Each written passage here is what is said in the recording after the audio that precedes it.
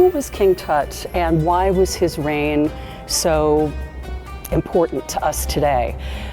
Tut was, first of all, having his tomb be the only tomb that was the one that was discovered intact with all of the objects makes him right then and there something and a person that would capture one's imagination.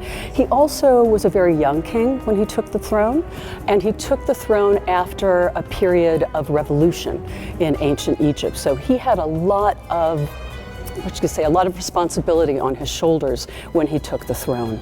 So what was the evolution of art over time? That's a big subject, mainly because I'm an art historian and it takes me a year to get through that, but I will say it in very, very simple terms.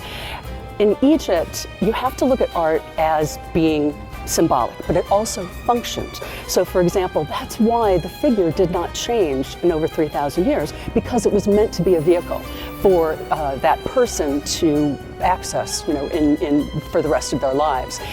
The beauty of ancient Egyptian art is that the aesthetics are incredibly important. The Egyptians believed in beauty, they had a concept of beauty, and they wanted to replicate that beauty in all of their artworks. I mean, one of the great things about this exhibition is that you get to see all or many of the objects. You also get to see the objects as they were discovered by Carter. You are not going to have an exhibition with objects traveling around the world from the tomb of Tut anytime soon, mainly because of conservation concerns, and that the wear and tear that happens to an object when it's being transferred from one place to the other, we won't see that probably in our lifetimes. So symbolism was incredibly important in ancient Egypt. It was the way that objects spoke, so to speak.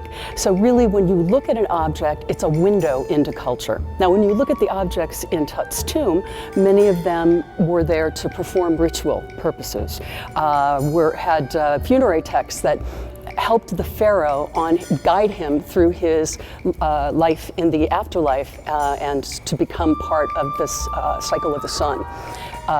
Majority of what you see right here also symbolism of what king would have had in life, necklaces and things along these lines that was magically meant to come to life in the next world. When you look at the tomb, there is a lot of sculpture, but there's also painting on the walls. And what makes it unusual is that you have different body proportions.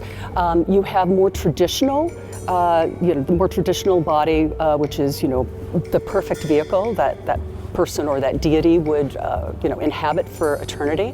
But you also have the remnants of the style of his father, Akhenaten, who radically changed Egyptian art.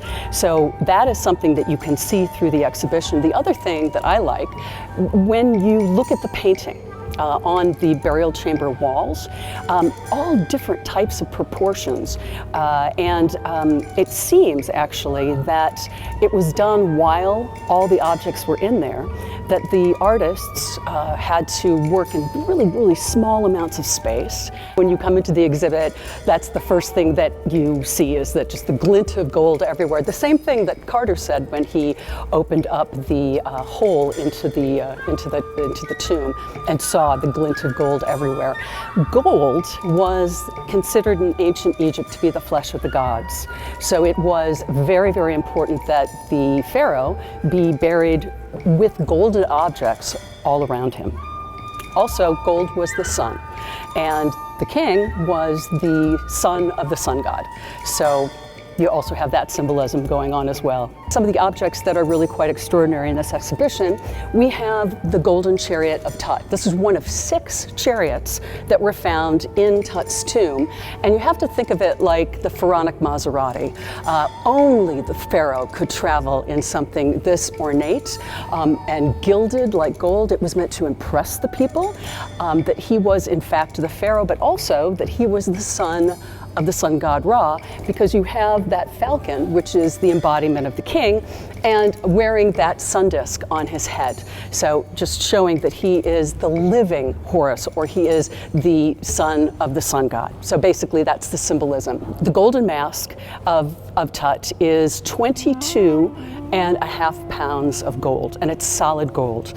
Beautifully done, inlaid with semi-precious stones, and in the back there is an inscription that talks about the importance of the head joining with the body. So it is magical, in a sense, to make sure that the head is protected and that it is always going to be part of the body. Also in this exhibition, you have sandals, and the sandals are resting on a footstool which has the traditional 9 bows. Those bows represent the 9 traditional enemies of Egypt. And the great thing is by the king putting his feet on these 9 enemies of Egypt, he has them under his control. One of the real highlights in this exhibition is the golden throne of Tut. Now, this throne was made during the time that Tut was still, a son of Akhenaten, before he had gotten to the throne. And what it does is it shows Tut, and it shows his wife, and above the Aten sun disk, reaching down and giving life to both of them. Now that is a carryover from his father's art, and we see quickly that that goes away because that is representative of the Akhenaten Amarna style. Why would I recommend people come to the exhibition hub to see the treasures of Tut? Very, very simple. If you want to experience what the tomb looked like when it was found through the eyes of Carter, and then also have time to look at each one of these objects in a way that we'll never see something like this again.